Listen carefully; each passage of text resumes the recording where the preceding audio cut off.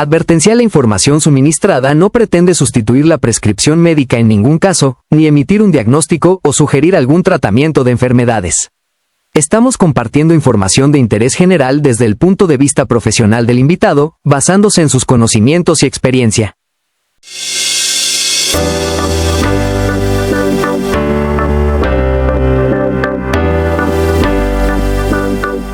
Hola a todos, bienvenidos a este nuevo episodio de A Parlar, un espacio creado por mamás y papás para toda la comunidad.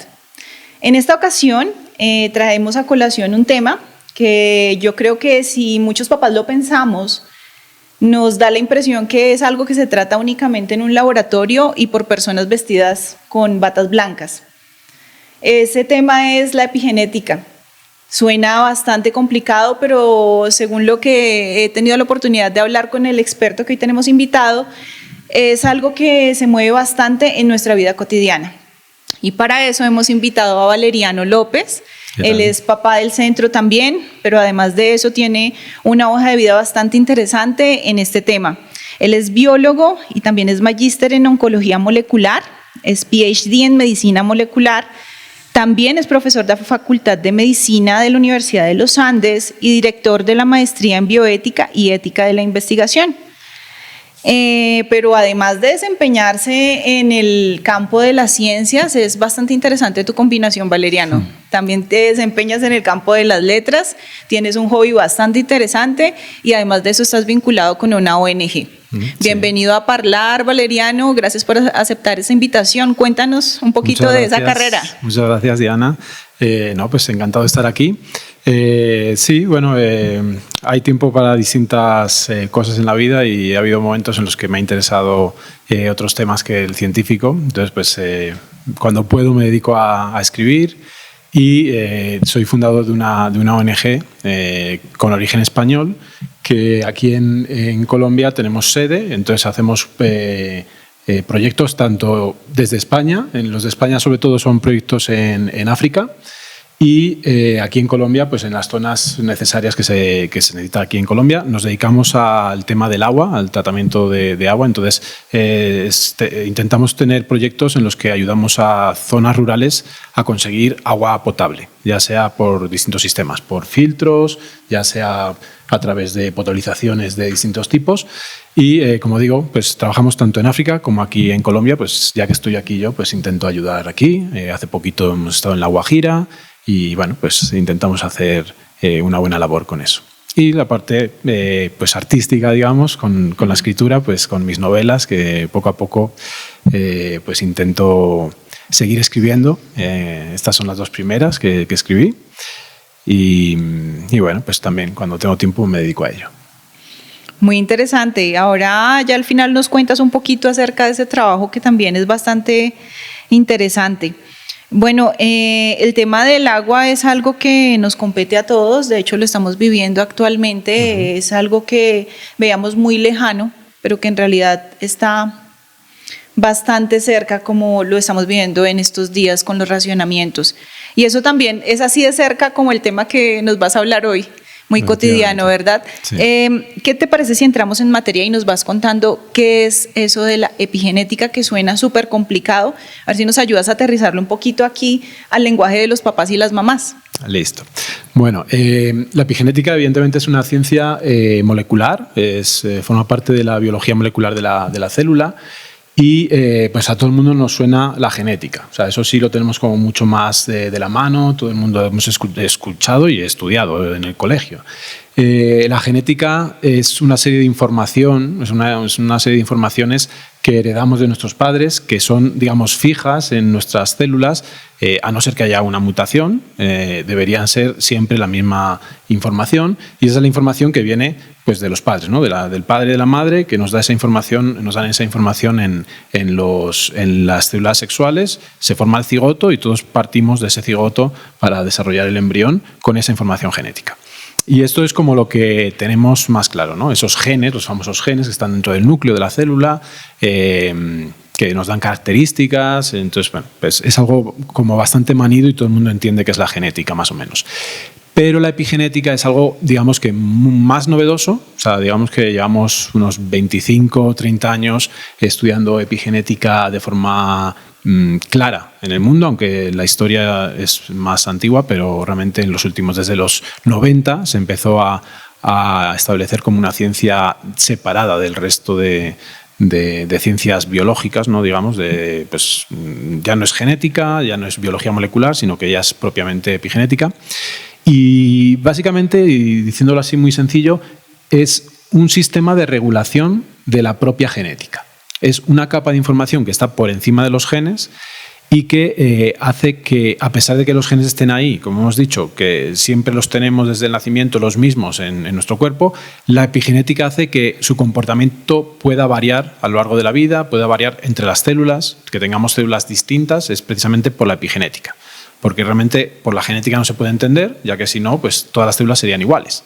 Entonces, el hecho de que tengamos células distintas, que tengamos forma, que tengamos partes del cuerpo distintas, que tengamos neuronas o que tengamos células cardíacas o tengamos hepatocitos, lo que sea, todos los tipos de células que tienen la misma información genética, no podría entenderse por qué son distintas, por qué funcionan distinto y por qué hacen funciones distintas si no fuera por esa información que le da la epigenética. Eso nos lleva a pensar en un ejemplo cotidiano para que las personas de pronto tengan un poquito más claro esa diferencia, ¿no?, entre lo que es la genética y la epigenética. Podríamos decir que la genética vendría siendo una orquesta conformada por diferentes músicos, saxofonista, violinista, etcétera, y la epigenética vendría siendo más como ese director de orquesta que dice cuándo hace silencio un instrumento o cuándo se manifiesta. ¿Podría ser esa un símil apropiado? Sí, o sea, sería la epigenética como director dice, ahora actívate tú o actívate tú, y entonces en función de eso funcionan los distintos genes que se necesitan en ese momento y en esa célula o en ese tejido.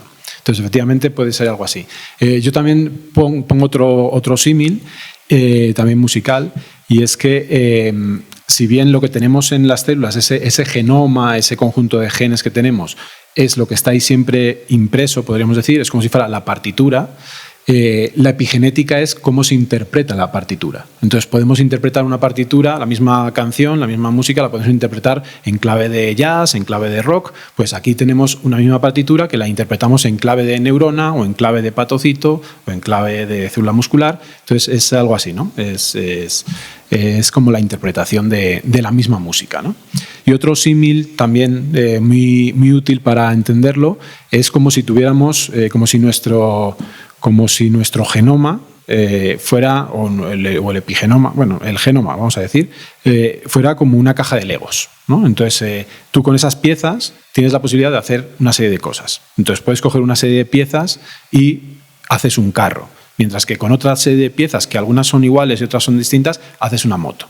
Entonces, al final lo que pasa es que las piezas sí son lo que está ahí, ¿no? Es la genética, pero tu intención a la hora de coger ciertas piezas hace que al final el resultado sea muy distinto.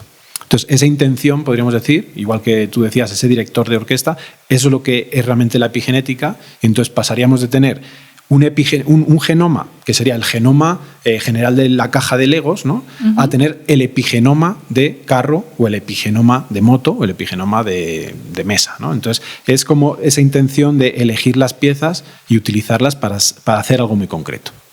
Bueno, creo que con esos ejemplos nos ha quedado bastante clara cuál es la diferencia. Y en ese orden de ideas, ¿qué tiene que ver o cómo influye esa epigenética en la salud de una persona? Listo. Bueno, evidentemente también todos sabemos que la genética va a influir en la salud. Todos hemos escuchado de enfermedades genéticas, de enfermedades hereditarias, y eso, digamos que es algo, entre comillas, inamovible. O sea, si tú has nacido con una mutación o con un cambio en tu genoma que está asociado a una enfermedad o que directamente provoca una enfermedad, pues te va a pasar, ¿no? Sin embargo, la epigenética es más dinámica y, por lo tanto, puede haber cambios y no es tan sencillo de decir, es que tienes un cambio en tu genoma y ya tienes la enfermedad, sino que la epigenética puede moldear eso. El kit de esto es que esa epigenética, esa capacidad de moldear la forma en que actúa el genoma, viene desde fuera. Y ahí está la clave y es lo interesante, ¿no? Entonces, ¿cómo viene desde fuera? Con todo lo que nos rodea. O sea, todo lo que nos rodea pueden ser causas que cambien nuestro epigenoma y, por lo tanto, cambien la función del genoma. Entonces, podríamos poner un ejemplo muy sencillito, sería, imaginaros que tenemos una enfermedad genética. Tenemos una mutación en un gen que está bien caracterizado y que se sabe que cuando está mutado te provoca una enfermedad. Pero de repente la epigenética dice, no, pero yo no voy a expresar ese gen. Está mutado, no lo voy a expresar y por tanto no tengo la proteína alterada y no tengo efectos en la célula. Entonces digamos que lo que dice la genética puede estar contradicho por la epigenética y puede resultar, en este caso el ejemplo que he puesto es un ejemplo en el que te salvas, ¿no? No te sale la enfermedad, pero en otros casos podría ser al revés, ¿no? Que la epigenética pudiera contribuir a la aparición del rasgo, ¿no? Y después está esa parte de qué es el ambiente. Entonces, el ambiente, ¿cómo se entiende el ambiente dentro de este contexto? El ambiente es todo lo que nos rodea, el aire que respiramos, la contaminación, ¿sí? Por ejemplo, la calidad del agua, del aire y la comida. O sea, la comida afecta muchísimo, ¿no? Entonces, lo que comemos va a definir las dinámicas que existen en el epigenoma y va a poder hacer que haya más metilación o menos metilación, que es una marca química que es la más famosa dentro de la epigenética. No voy a entrar en detalles moleculares, pero digamos que son todas estas mandatos que hace la epigenética o el epigenoma sobre el genoma. Al final es todo molecular y es todo químico. Son pequeñas marcas químicas que se pegan a nuestros genes, ¿no? Entonces, esas pequeñas marcas las tiene que hacer una serie de mecanismos y tienen que traer esas marcas, esos componentes químicos, los tienen que traer de fuera. Entonces, lo que comemos al final influye en la capacidad de poner esas marcas. O sea, esas marcas no es algo que esté dentro de nuestro cuerpo, sino algo que ingresa por la alimentación o el ambiente. Sí. Entonces, por ejemplo, esa metilación que acabo de comentar, que es la más importante o la más famosa, esa metilación en general lo que hace es que cuando un gen está metilado no se exprese. Eso es el contexto, es lo más genérico. No es real, porque hay algunos momentos en los que no funciona así, pero para esta charla es suficiente saber que hay algunas marcas que provocan silenciamiento génico, que significa que el gen no funciona. Que no se va a expresar. No se va a expresar. Y esa marca, que es un metilo, es una marca química que resulta que tiene que venir de esa alimentación. ¿De dónde vienen, por ejemplo, los metilos? Pueden venir de varios componentes de la dieta, pero hay uno que es como el último paso antes de convertirse en el metilo que metila en las células. Y ese último paso es la metionina. Entonces, hay un ciclo metabólico en el que la metionina rápidamente se convierte en otra molécula que es la que permite metilar. ¿Y qué es lo que pasa? Que la metionina es un componente, es un aminoácido normal, típico. De hecho, a muchos os sonará la metionina porque las proteínas todas empiezan por metionina, ¿no? Entonces, la metionina iniciadora famosa. Bueno, pues esa metionina aparece mucho en algunos alimentos, concretamente, por ejemplo, en las carnes y más específicamente en la carne roja. Muy interesante. Entonces, todo lo que tiene que ver con la alimentación hay que cogerlo con pinzas porque es como un equilibrio. O sea, no es de repente... No coman carne roja. Claro, no coman carne roja. O sea, es un equilibrio. Pero la realidad es que como la carne roja tiene mucha metionina, puede subir mucho el nivel de metilación. Entonces, si sube el nivel de metilación en los genes que no deberían estar metilados, podemos tener un problema. Y en las células o las dinámicas de las células muchas veces tienden a afectarse de esa manera. O sea, no es algo aleatorio. O sea, mejor dicho, esa metilación sí puede ser aleatoria. Cuando esa metilación inadecuada no afecta, pues pasa inadvertida. Pero ¿cuándo nos damos cuenta? Cuando sí está afectando. Entonces, sí es aleatorio esa capacidad de metilar, pero el problema está cuando se da en los genes inapropiados, ¿no? Entonces, concretamente, lo que suele pasar, no lo hemos mencionado, lo que estoy hablando es que ese aumento de metilación está muy asociado al cáncer. Entonces, hay una relación directa entre comer carne roja con la aparición de cáncer esporádico. Entonces, vuelvo a insistir, es importante esto. O sea, esto no es todo o nada. O sea, esto no es dejar de comer carne. Pero sí hay una pequeña relación que es directa, pero no es muy fuerte, o sea, no es que por comer carne de repente te vas a enfermar, pero sí que está ahí y que hace que aumentando el consumo de carne y específicamente la roja, o sea, en general hay una relación entre carne roja y carne blanca, afecta más la carne roja. Pero incluso también hay una relación entre comer mucha carne en general, aunque no sea roja, y comer proteína vegetal. Entonces, la proteína vegetal no aumenta tanto la metilación. Entonces, continuando con la idea es, listo, podemos metilar más, se puede aumentar ese riesgo de que algunos genes, concretamente unos genes que se llaman supresores tumorales, se silencien, dejen de expresarse y, como su nombre dice, son supresores del tumor. Son genes que nos ayudan a evitar los tumores.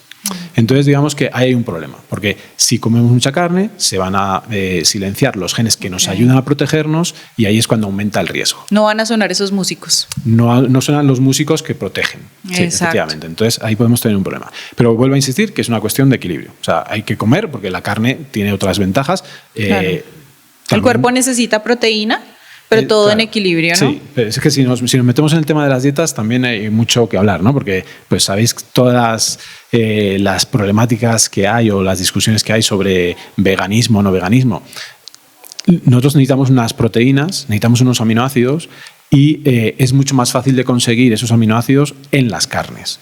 ¿En los vegetales se puede? Se puede, pero tienes que estar estudiando a ver qué vegetales comer, mezclar varios vegetales para conseguir proteínas de buena calidad. Entonces, digamos que aquí hoy no vamos a hablar de si es buena la dieta vegana o no, pero sí es cierto que es mucho más complicado estar bien nutrido siendo vegano.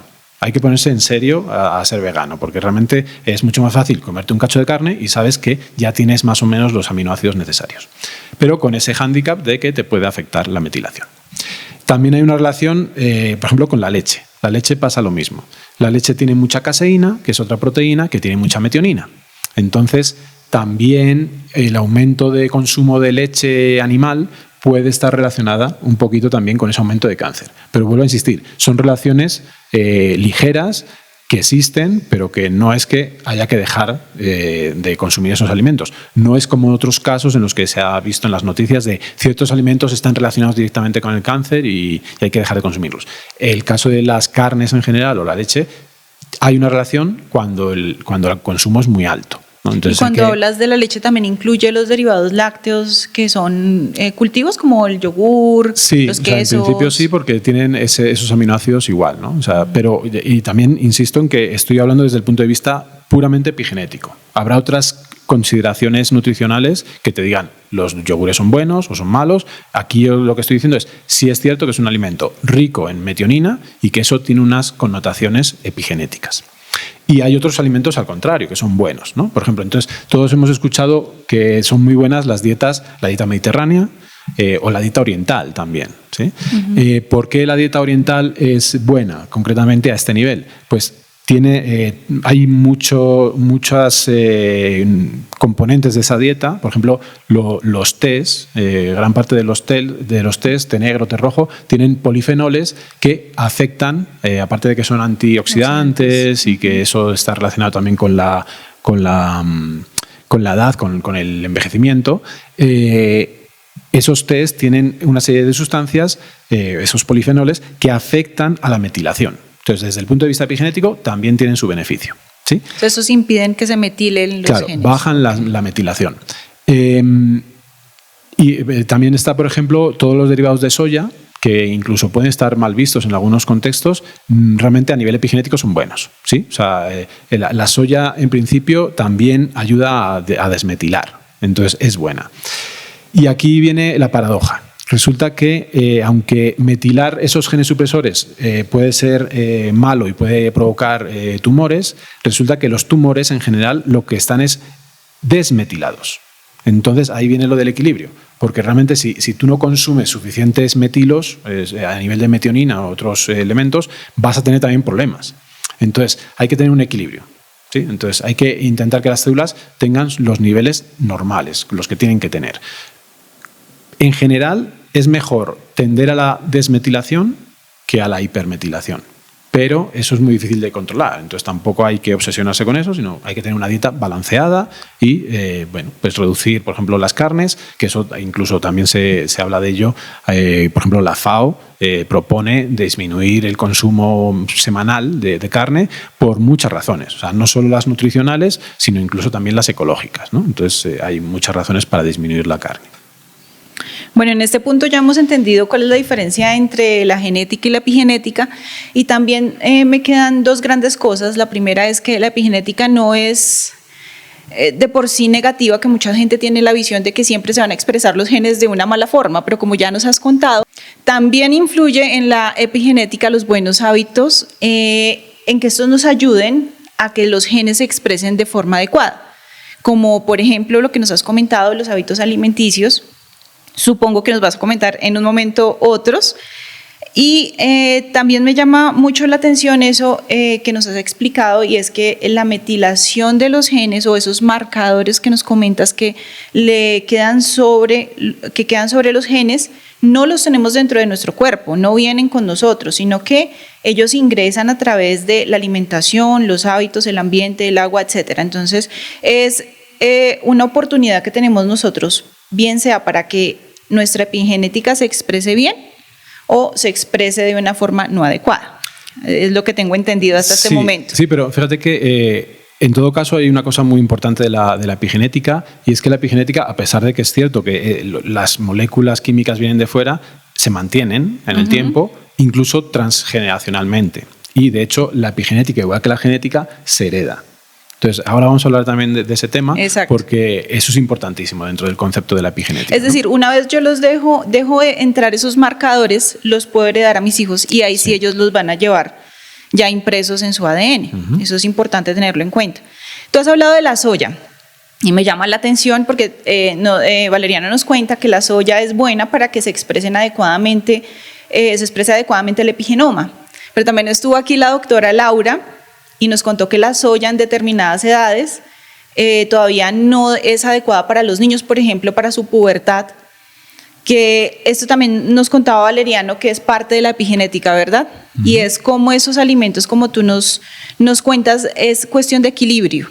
Si no han visto ese episodio de pubertad precoz y disruptores endocrinos, los invito a que vayan y lo vean, porque también es muy interesante y complementa mucho lo que Valeriano nos está contando. Es el episodio número 3. Porque algunos alimentos nos apoyan positivamente en ciertas etapas de nuestra vida. Ella nos contaba que la soya es muy buena cuando las mujeres ya están entrando en la menopausia, pero no es tan buena cuando los niños no han alcanzado la pubertad. Entonces, este tema tiene bastante información que a nosotros como papás nos puede servir muchísimo para evitar este tipo de inconvenientes de salud en nuestros hijos. Ya nos hablaste de el tema de la comida como una de esas causas de los cambios epigenéticos. ¿Nos puedes contar algunas otras causas? Bueno, el ambiente, como decíamos al principio, tiene muchos factores, ¿sí?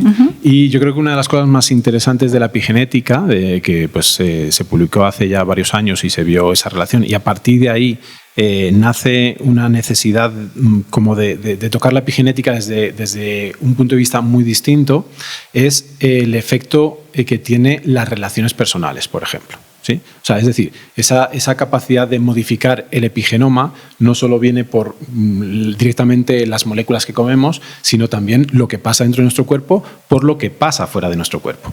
De hecho, por eso yo me dedico a la ética en este momento, porque claro, o sea, si nos dicen, poniendo un ejemplo muy, muy sencillo, si de repente alguien, ¿sí? Antes he mencionado a la FAO, pero también algunos otros organismos que puedan decir, es que tal alimento es malo. ¿Sí? Y de repente la gente deja de tomarlo, eso va a tener un efecto en nuestro cuerpo. O sea, va a haber una alimentación un poquito distinta. Entonces, todos esos cambios que alguien decide tienen un efecto. Y por lo tanto, las decisiones que se toman, que en muchos casos son políticas, habría que evaluarlas desde el punto de vista ético. O sea, ¿es realmente adecuado hacer este cambio? ¿Qué efectos puede tener a largo plazo? ¿Sí? Y concretamente con ese tema del efecto a largo plazo, una de las cosas interesantes, como acabo de decir, es que la epigenética se hereda. Entonces resulta que si juntamos las dos cosas, salen cosas realmente muy interesantes.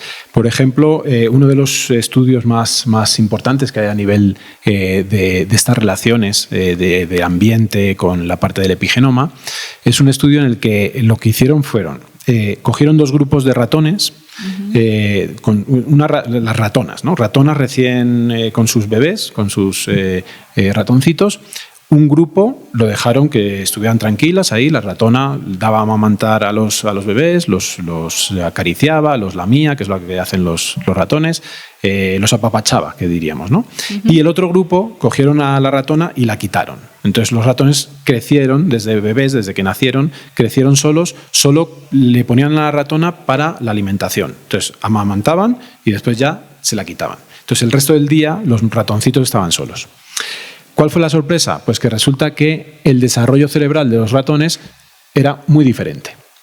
Y concretamente había un problema con un receptor, el receptor de glucocorticoides, que provocaba cambios en el desarrollo del hipocampo, que es una parte supremamente importante del cerebro y que tiene mucho que ver con las relaciones interpersonales. Entonces, ¿qué se veía con estos ratones que no tenían el cariño materno? Pues que eran ratones inestables, ¿sí? Emocionalmente, podríamos decir. Eran ratones nerviosos, se asustaban. Si les ponías un ruidito y se asustaban, frente a que a los del otro grupo pues vivían felices porque sabían que tenían la protección materna, ¿no? Entonces, digamos que eso que para nosotros, a los humanos, llamamos esa red de apoyo, pues los ratones entendían que la tenían porque la mamá había estado siempre ahí, mientras que los otros no tenían red de apoyo, ¿no? O sea que nosotros como papás en ese vínculo, si es escaso, si es no tan fuerte con nuestros hijos, podemos afectar su desarrollo cerebral hasta el punto de de pronto deficiencia cognitiva. Ajá. De crear ese escenario. Sí, o sea, no sé si deficiencia cognitiva sería específico, sí. Pero sí que hay cambios en ese hipocampo que provocan quizá, por ejemplo, problemas de depresión, o sea, más posibilidades de caer en depresión. Pueden ser chicos, ya hablando de personas, pueden ser chicos y chicas que tengan problemas de interacción social, incluso que puedan caer en adicciones. O sea, las adicciones, el caer en adicción está muy relacionado con algunos genes, es algo muy genético también, pero en este caso el tema es que el hipocampo está tan desestructurado que van a poder caer en adicciones para superar ciertos retos en la vida, cosa que una persona con el hipocampo bien desarrollado no debería, ¿sí? Entonces, básicamente, haciendo ya como un resumen de ese concepto, es el amor durante el desarrollo de los niños es tan supremamente importante que, pues, evidentemente, todos lo entendemos, pero aquí lo que estoy diciendo es que hay algo molecular en ello y hay algo que queda ahí, ¿no? Y que es irreversible. O sea, ese desarrollo del hipocampo es irreversible y esos niños que crecen en hogares desestructurados, por ejemplo, pues van a tener muchas más dificultades en la vida que si crecen en un hogar con amor, ¿no? Entonces, el amor y epigenética, que son dos conceptos que parecen que no tienen nada que ver y se unen totalmente. Increíble. Es algo que lo deja uno como sin palabras, porque pues obviamente acá la mayoría de los que nos ven, que están aquí en la comunidad de Aparlar, somos mamás y papás. Y a veces esa escasez de tiempo, no porque uno no ame a sus hijos, creo yo, pero sí el corre, el día a día a veces le impide a uno entrar en esa dinámica en donde ellos se den cuenta que son importantes para nosotros y a veces nos limitamos en expresar el afecto porque estamos estresados, porque tenemos problemas, y mira la importancia que tiene el hecho de dedicarle a nuestros hijos un momento para abrazarlos, para hablar con ellos, para compartir con ellos, para compartir algo que para ellos sea importante. Entonces les dejamos ahí la inquietud de en qué estamos gastando de pronto 5 o 10 minutos cuando estamos en nuestra casa y los aprovechemos de la mejor manera con ellos. Sí. Porque mira que también está, ahora que hablas de eso de heredar cosas como la ansiedad, la depresión, fue muy interesante cuando estaba leyendo sobre este tema, porque no tenía ni idea, hasta que contacté con Valeriano, al igual que muchos de ustedes ahora que están viendo este episodio, me encontré con un estudio bastante interesante y es que analizaron los niveles de cortisol en bebés que nacieron de mamás que atravesaron el ataque del 11 de septiembre en Estados Unidos. Ellas estuvieron en ese episodio como de estrés, de ansiedad y demás, y los niveles de cortisol de esos bebés eran supremamente diferentes a los de bebés que sus mamás no habían atravesado ningún episodio traumático. Entonces es muy interesante cómo estos niños desde el vientre van a tener marcadores de estrés, que después los van a expresar de maneras como tú lo has dicho, donde no se van a poder desempeñar de la mejor manera, interactuar de una manera apropiada. Es increíble. ¿Qué otras cosas así que de pronto uno no se imagine que puede heredar podrían ser una causa de esa mala expresión epigenética? Listo. Entonces, para mí hay como dos grupos de efectos que se han visto a nivel epigenético, que sería lo que pasa, primero, cosas que pasan físicamente, ¿no? Entonces, ahí a ese nivel se sabe que lo que le sucede a una persona en su cuerpo durante su vida, hay esa herencia epigenética hacia sus hijos. Entonces, hay ciertos estudios, algunos muy famosos, que tienen que ver con la alimentación. Problemas con la alimentación en la persona que la sufre, que digamos, el ejemplo más famoso es un caso que se llama el invierno de la hambruna holandesa. Y ese caso es una serie de estudios, no solo son en Holanda, pero hay una serie de estudios en Europa asociados a la Segunda Guerra Mundial, en los que se vio que las poblaciones que durante la Segunda Guerra Mundial se vieron desabastecidas de alimentos, se vieron aisladas y pasaron hambrunas, pues digamos que en esas poblaciones evidentemente una serie de personas murió de hambre, pero otras personas sobrevivieron. Entonces dices, listo, se acabó la guerra, se acabó el problema. Y lo que se ha visto ahora es que no. Esas personas que pasaron hambre, sus hijos y sus nietos tienen secuelas físicas del hambre de ese padre o de ese abuelo. Y las secuelas suelen estar asociadas a enfermedades cardiovasculares, casi siempre. Enfermedades cardiovasculares, enfermedades como la diabetes, toda una serie de cosas que tienen que ver con metabolismo y que ahí se ve como que esas marcas epigenéticas quedaron mal puestas en esa persona durante esa hambruna y afectó a esas generaciones posteriores.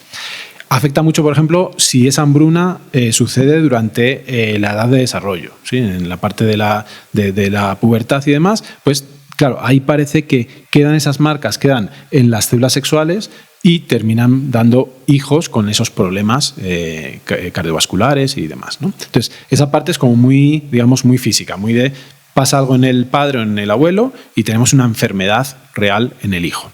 Y eso está muy contrastado. Y después está la otra parte, que es por donde tú ibas, que es si hay también una relación epigenética con problemas quizá más psicológicos, emocionales y demás. Y efectivamente también. Entonces, a ese nivel también hay una serie de estudios bien interesantes. Uno que es muy curioso, porque es un estudio descriptivo de una población muy concreta que se hizo hace poquito. Se hizo alrededor de hace 8 o 10 años, pero la muestra poblacional era del siglo XIX. Entonces, este era un estudio tan curioso como lo que sigue. Se cogieron historiales clínicos de personas que eran hijos y nietos de soldados de la Guerra Civil Norteamericana, que la Guerra Civil Norteamericana fue en el 1860 y pico. Entonces, esas personas se separaron en dos grupos. Soldados que, digamos, no sufrieron más que el tema de estar en una guerra, que ya de por sí ya es malo, pero no sufrieron más, y un grupo de soldados que habían sido torturados, habían sido tomados presa, entonces habían sido torturados. Bueno, pues lo que se vio es que los hijos de los torturados tenían problemas físicos, enfermedades también cardiovasculares y demás, pero al nivel de que morían antes de la cuenta, ¿no? Entonces había casos en los que el soldado tenía un hijo de antes de la guerra y otro de después de la guerra, y se veía que el hijo joven moría antes que su hermano mayor, ¿sí? Entonces ahí ya no estamos en el tema de que hubo una malnutrición, estamos hablando de que era una cuestión totalmente emocional, psicológica. O sea, el sufrimiento, el trauma de esos padres se ve reflejado en una enfermedad en los hijos. Entonces, eso es muy importante y muy grave, ¿no? Porque volvemos al tema del amor. O sea, si no nos cuidamos entre todos, si no hacemos comunidad, si no intentamos que el amor desde el punto de vista más genérico, ¿no? O sea, no el amor romántico, sino el amor como sociedad, pues tiene esos efectos a largo plazo. Entonces, claro, yo a mis estudiantes les pongo en la peor tesitura, ¿no? Les digo, ¿qué pasaría si en una sociedad todos fuéramos violentos? Pues que continuamente se iría replicando eso en el epigenoma y cada generación seguiría siendo violenta y terminaríamos en una sociedad ingobernable, ¿no? Entonces, es el hecho de que ciertas personas intentemos tratar bien al resto lo que hace que la sociedad también avance en esa dirección. Y algo tan demográfico, algo tan político, algo tan social, tiene una base molecular. Y eso es lo interesante de este campo, ¿no? Ejemplos de esos hay otros bien interesantes. Por ejemplo, hay un trabajo en el que lo que se estudia son traumas en la infancia. Lo que toman como control es trauma de muerte de los padres. Entonces se hace un estudio con un grupo de personas que sus padres murieron cuando ellos eran pequeños y otro grupo en el que no, que crecieron con padres. Bueno, pues lo que se vio es que ese grupo que tuvo ese trauma muy concreto de pérdida de la familia, sus hijos nacen con más probabilidad, nacen prematuros y de bajo peso.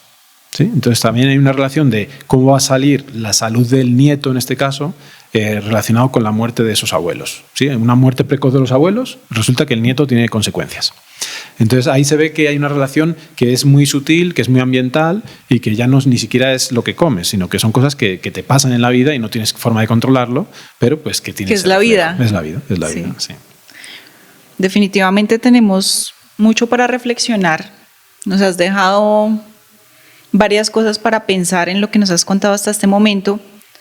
Y creo que algo importante es que si como papás somos conscientes que tenemos algún problema de este tipo emocional, que hemos tenido problemas últimamente, lo mejor es buscar ayuda también. Eso va a evitar que este tipo de cosas que han venido con nosotros por diferentes circunstancias, pues empeoren.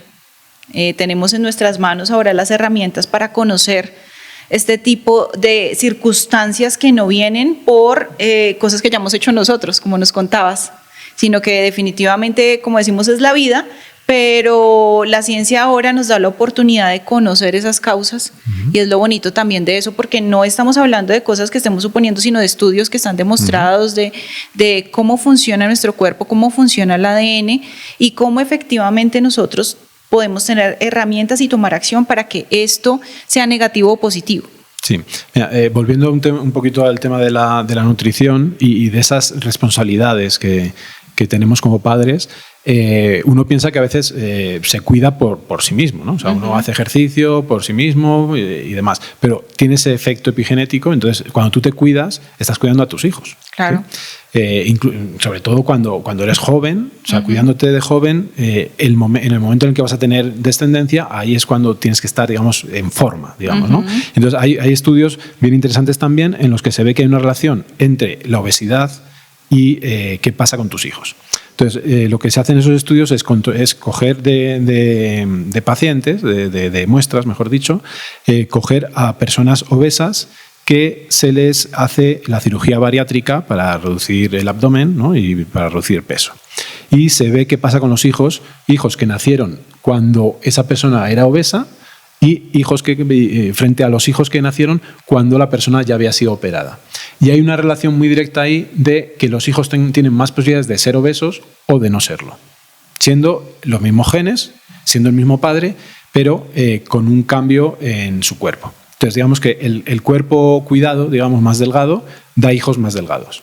Ahí se mezclan muchas cosas. O sea, hay una parte que es muy molecular de lo que pasa en los gametos, pero también está el tema de que si tú te cuidas, evidentemente en tu casa también vas a comer más sano y seguramente por eso también el hijo esté más delgado, ¿no? Entonces, pero bueno, para mí eso también es epigenética. Es una epigenética ambiental de claro. Si yo tengo unos buenos hábitos, pues mi hijo va a tener buenos un buen hábitos ejemplo, ¿no? Entonces, para seguir esos hábitos. Sí, entonces por ese lado también me sirve como cuestión epigenética.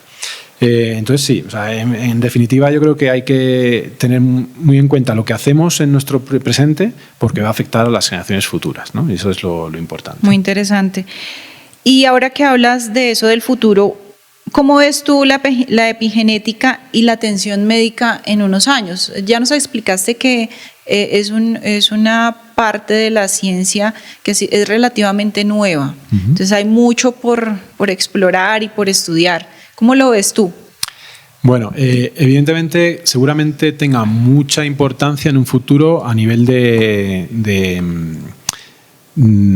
campañas de prevención, por ejemplo, ¿no? O sea, cuando se tengan las bases científicas de que cierta cosa influye, pues van a decir, bueno, tenemos que hacer una serie de prevenciones y digamos que la epigenética, lo bueno es que a pesar de que sea heredable, sí que es reversible, en cierto modo. O sea, no es que se pueda revertir todo, pero en principio podemos tener la capacidad de hacer un equilibrio ahí, ¿no? Entonces, posiblemente la prevención va a ser uno de los campos dentro de la medicina preventiva, que más se va a beneficiar de los avances en epigenética. Pero ya en la actualidad, pues ya tenemos tratamientos epigenéticos para ciertas enfermedades, ¿no? Entonces, igual que intentamos tocar ciertos genes que están alterados, pues tocarlos a nivel genético, ¿no? Incluso modificándolos con terapia génica. Ya desde hace muchos años hay terapias, por ejemplo, contra el cáncer, dirigidas directamente al epigenoma. Entonces, igual que decíamos antes que ciertos alimentos metilan y otros desmetilan, pues en cáncer lo que se intenta, hay toda una serie de terapias que intentan desmetilar, que en general desmetilar y otras marcas, cambiar otras marcas, que en general todas ellas tienen que ver con esa condensación del genoma. Es decir, cuando hablamos de, esto lo tenía que haber explicado al principio, pero cuando hablamos de esas marcas, la de metilación y otras tantas lo que hacen es cerrar el genoma, ¿sí? Para que no se exprese. No se expresa, entonces no funciona, digamos. O sea, todo lo que esté cerrado dentro del núcleo no funciona. Y ahí es donde quedarían esos genes supresores tumorales y por lo tanto es malo. Entonces, las terapias que se han utilizado con mucho éxito, sobre todo en leucemias, las terapias están dirigidas a desmetilar o abrir en general con otras marcas, hacer más laxo ese genoma y permitir que se transcriba, ¿no? Entonces, de eso ya llevamos años utilizando esas terapias con muy buenos resultados. Primero eran unas terapias como que las ponían como ayuda, pero definitivamente hay muchos tumores que funcionan muy bien con esas terapias directamente epigenéticas. ¿Y eso todavía está en estudio o ya se está usando con pacientes? Se usa con pacientes y habrá nuevas moléculas que hagan el mismo trabajo sin efectos secundarios. Como todo en las terapias oncológicas, hay continuamente un avance para mejorar el resultado, pero casi siempre basándonos en lo mismo, ¿sí? O sea, basándonos en el caso de la quimioterapia es matar las células tumorales, en este caso es un efecto de intentar matar en muchos casos, pero haciendo laxo el genoma, ¿no? Entonces el foco es cómo hacemos para que sea laxo el genoma y habrá cada vez más terapias para hacer eso, ¿no? Es como quitar ese marcador, ¿sí? Es quitar marcadores de cierre, digamos, para que las células se puedan digamos que que se puedan atacar directamente al tumor ellas mismas. Lo que hacemos es, se expresan esos genes supresores tumorales, en gran medida lo que van a hacer es dirigir la célula a que se muera, y en este caso, en este contexto, la muerte es buena, porque la muerte es que se está muriendo la célula mala, ¿no? Entonces, eso es lo que intentamos con casi todas las terapias, es intentar que la propia célula reaccione, ya sea porque le estamos intoxicando con una quimioterapia o ya sea porque le estamos activando algo para que ella misma termine muriendo, ¿no? O las otras terapias que tienen que ver con el sistema inmune, que es intentar que el sistema inmune reaccione contra el tumor, ¿no? Entonces, todo eso pueden ser distintas estrategias. O sea, esto es para que la orquesta no se desafine, toque muy bien la melodía. Bueno, y finalmente, ¿qué recomendaciones nos podrías dar para tener una mejor expresión de ese epigenoma? Bueno, es muy difícil porque muchas de ellas tienen que ver con esa nutrición y, como hemos dicho, es una cuestión de equilibrios, ¿no? Pero digamos que junto a todo lo que siempre se dice en medicina de pues tener una vida sana, que es comer sano, hacer ejercicio y demás, yo añadiría a esa ecuación, añadiría lo que acabamos de decir de la parte emocional. ¿Sí? Es como la otra parte, la otra pata que podemos tocar a nivel epigenético y que va a dar unos resultados pues, tanto a corto como a largo plazo. Entonces, digamos que eso, pues comer bien, hacer ejercicio y además querernos. Es como lo que hay que hacer. No, yo sé que últimamente está muy trillado esto, pero tener un círculo saludable sin personas tóxicas, ¿no? El término tóxico está bastante de moda últimamente, pero creo que apuntas a eso también, ¿no? Sí. Tener un ambiente sano. Sí, y de hecho eso enlaza con otros temas también que tienen que ver con epigenética, que hay una relación muy clara entre cambios epigenéticos y envejecimiento. ¿sí? Ya independientemente de que te cuides o no te cuides, aunque bueno, si te cuidas vas a intentar envejecer mejor, ¿no? Pero se sabe que hay una relación directa. Entonces, cuando una persona envejece, su epigenoma envejece, ¿sí? Y tal es así, o sea, la relación es tan directa que hay un grupo de enfermedades muy graves que se llaman las progerias, que las progerias seguramente hayáis visto en algún documental o algún caso, son unos niños pequeños que parecen ancianos, ¿sí? Son niños que no suelen llegar a la pubertad, que suelen morir con 12, 13 años, se mueren de viejos. Se mueren y con 8 años pues ya se les ve todo arrugaditos y realmente con un fenotipo de anciano. Entonces, cuando se hacen los estudios epigenéticos de esos niños, se confirma que parecen ancianos porque su epigenoma es de anciano, ¿sí? Entonces, hay una relación muy directa. Entonces, claro, a nivel de cuidarse, todo lo que haga que tu epigenoma no envejezca también te va a ayudar a ti en ese envejecimiento más paulatino.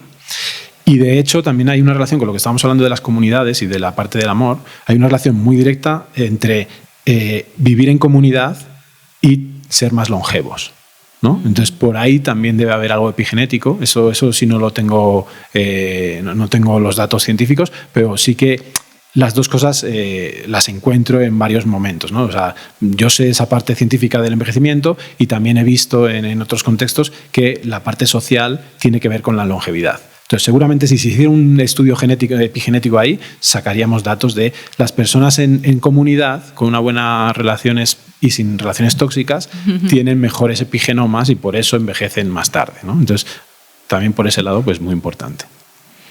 Valeriano, un tema bastante interesante y que, como comentábamos al inicio, es algo que está en nuestra vida cotidiana, no es tan de laboratorio, o definitivamente no es de laboratorio. Gracias por aceptar la invitación de Aparlar y venir a compartir con toda la comunidad este tema tan interesante. Pero como también el objetivo de Aparlar es crear comunidad, como hablábamos con Valeriano, queremos que nos compartas un poquito esa faceta de hombre de letras. Cuéntanos de tus libros. Pues son por ahora estos dos que son los que tengo autopublicados, los podéis encontrar en mi Instagram. Desde mi Instagram podéis llegar a la web y demás, o en Amazon también me podéis buscar. Son dos thrillers policíacos, digamos, y ambos nacen también de problemáticas globales y sociales, ¿no? O sea, realmente el primero que publiqué, que es La última alternativa, que este de aquí, ese pues va sobre una trama política global, así como muy intrincada, y Agua, que es una precuela, es decir, lo escribí después, pero temporalmente va antes, es el mismo protagonista y de hecho Agua es otro tema distinto que tiene que ver con el agua. Entonces ahí se encaja también el tema del problema del agua a nivel global. Lo escribí, decidí que pues quería ayudar con eso y terminé en una ONG que trabajaba con agua, ¿no? Entonces al final, de hecho, terminamos entre unos voluntarios de esa ONG, terminamos haciendo otra nueva con otra perspectiva y intentando ayudar con el tema del agua. Entonces, de hecho, pues parte de los fondos que consigo vendiendo agua los dono a mi ONG. Podéis encontrar la dirección web de la fundación, que se llama manare.org. Y ahí podéis ver los proyectos que estamos haciendo. Acabamos de terminar un pozo en Tanzania, hace un par de semanas se entregó. Y es un pozo que está en un colegio y que ayuda a tener agua no solo a los niños del colegio, sino a las familias alrededor. Los niños suelen ir con sus cantimploras y pueden tener agua también, agua limpia en las familias. Y yo aquí desde Colombia, pues como decía al principio, hace poco estuvimos en La Guajira haciendo un piloto en el que entregamos una serie de filtros a ciertas comunidades que están asociadas al Banco de Alimentos de ahí de La Guajira. Y estamos viendo la posibilidad de entregar filtros a todas las familias. Hasta ahora eran solo filtros para los comedores, que son unos comedores que organizan las propias comunidades para los niños. Entonces, para que tengan para que puedan procesar la comida con agua limpia y tener agua también para beber. Claro. Y hemos visto que ha funcionado, lo están utilizando. Entonces, la idea es que durante este año intentar conseguir que ese piloto se convierta en un proyecto grande y se entregue un filtro para cada familia que tengan en su casa el filtro para poder limpiar ese agua que ellos consiguen. En algunas comunidades tienen pozos, pero la gran mayoría son de highways, que son como unos lagos artificiales que Unos les han aljibes. excavado. Sí, entonces, ese agua, evidentemente, les llega a todas las. Pues al estar a la intemperie, le llegan los animales, las heces de los animales, toda la suciedad. No es nada potable. Es totalmente marrón cuando la ves. Y con estos filtros que nosotros entregamos, pues realmente pues queda totalmente. Casi estéril, de hecho. O sea, hicimos Apta para el consumo. Sí, hemos hecho pruebas, de hecho en la Universidad de los Andes nos ayudaron con unas pruebas y realmente esos filtros funcionan muy bien y deja el agua casi estéril. Entonces, pues nada, pues podéis ayudar directamente a la ONG o podéis comprar. Ahí en la web, sí. en la web encontramos las formas en que si las personas se animan a apoyarte, ahí lo pueden hacer. Desde Instagram es más fácil encontrar todos los datos tanto de la parte de los libros como de la fundación. Entonces, si compráis los libros, también ayudáis a la fundación. Ah, qué bueno, bueno saberlo. Además, porque es una iniciativa muy bonita, porque uno tiene el agua todo el tiempo, ¿no? Uno va al baño, abre la llave y salió. Y tiene a veces uno la concepción de que así es en todo lugar y no, hay personas que la pasan realmente mal porque tienen agua potable. ¿Cuántas veces a la semana, Valeriano? En algunos sitios les llevan con camión cisterna, pero eso es bastante raro. ¿Sí? O sea, normalmente el agua que utilizan en La Guajira concretamente es lo que acabo de decir, de los Hawaii. Además, en La Guajira está el problema de que no hay agua. O sea, ya no solo es que no sea potable, sino que no hay. Entonces, los Hawaii, que pues poco a poco a lo largo del año se van vaciando, y los sitios en los que tienen pozos, pues tienen una ventaja, pero aún así hay que potabilizarla. Entonces, ambas cosas son necesarias. Y hay otras zonas, de hecho, también hace un par de años estuve en el Chocó y el problema ahí también es el mismo. Allí sí hay agua, hay mucha agua, pero el agua la toman directamente del río, llega a las casas marrón. ¿Sí? Entonces, realmente ahí sí tienen agua, pero necesitan un proceso de potabilización.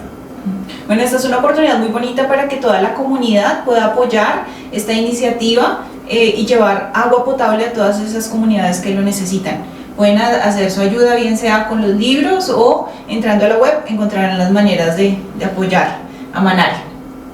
Valeriano, nuevamente muchas gracias por acompañarnos aquí en A Parlar. Eres bienvenido a volver cuando quieras. Y a ustedes gracias también por acompañarnos en este episodio.